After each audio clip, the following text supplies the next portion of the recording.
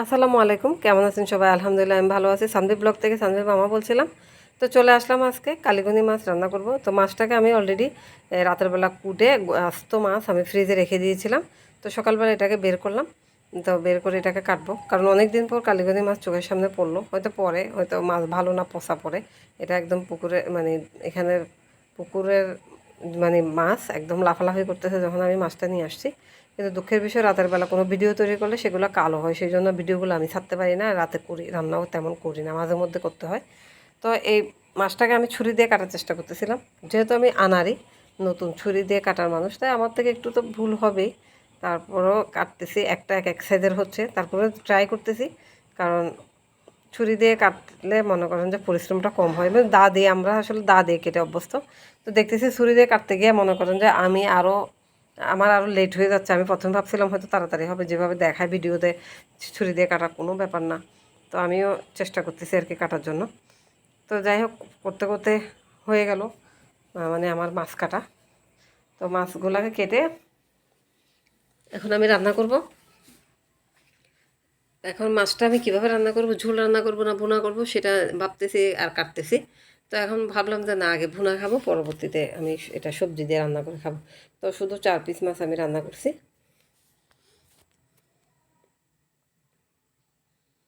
তো মাছগুলো বেছে যতটুকু রান্না করবো শুধু সেটাই আমি একদম পরিষ্কার করে ধুয়ে নিলাম। আর বাকি কয় পিস থাকবে সেটা আমি ফ্রিজে রেখে দেবো।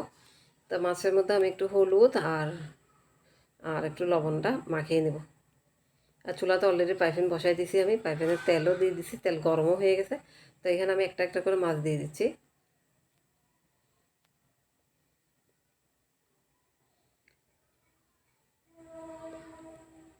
তো মাছটা, আগুনটা একটু বাড়িয়ে দিলাম, দিয়ে আমি মাছটাকে ভেজে নিয়েছি, উল্টে পাল্টে দিলাম। এখন আমি কড়াই বসাই দেবো, আমি এখন তরকারি রান্না করব। তো আমি এখানে জিরার ফোড়ন দিলাম তেলের মধ্যে। তারপর পেঁয়াজ দিয়ে দিলাম, পেঁয়াজের পরিমাণটা একটু বাড়িয়ে দিলাম, কারণ যেহেতু ভুনা খাবো, একটু পেঁয়াজ বেশি না হলে ভালো লাগবে না।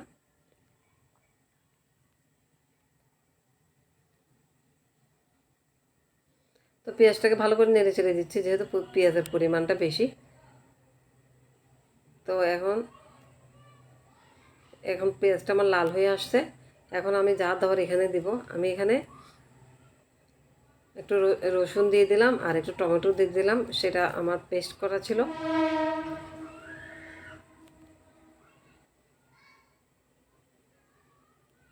তারপর আমি হলুদের গুঁড়া, মরিচের গুঁড়া, মশলার গুঁড়া দিয়ে দিলাম, লবণ দিয়ে দিলাম, একটু করে পানি দিলাম কষানোর জন্য, যেহেতু পুড়ে যাচ্ছে, পোড়া গন্ধ বের হচ্ছে। তারপর পানিটা বাড়িয়ে দিলাম।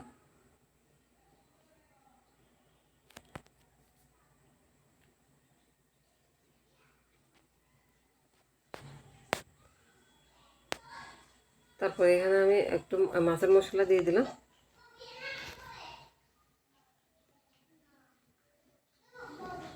তারপরে এখানে আমি আবার আর একটু পানি দিলাম, দিয়ে এটাকে আবার ভালো করে কষালাম।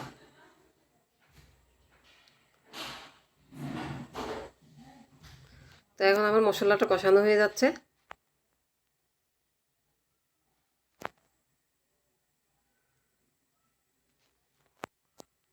তো মশলা একদম কালার চলে আসছে, আর সুন্দর একটা স্মেল আসতেছে মশলার। তো এখন আমি এখানে এটাকে ভালো করে কষিয়ে নিচ্ছি।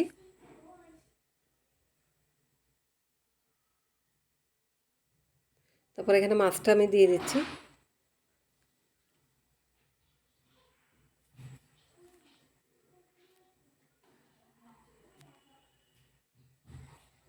তারপর ভালো করে মাছটাকে কষিয়ে নিচ্ছি। আমি এখানে কোনো ঝোল দিই নাই, ঝোল না দিয়ে আগে ভালো করে কষাবো এই মশলার ভিতরে।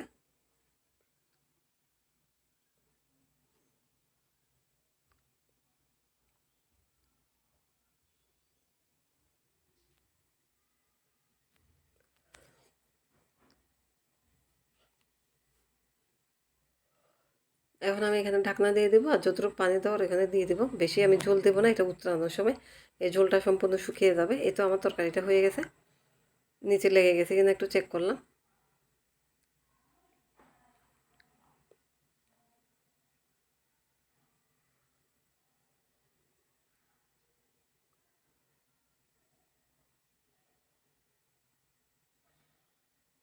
তারপর এখানে আমি ধনে পাতা ছড়িয়ে দিলাম।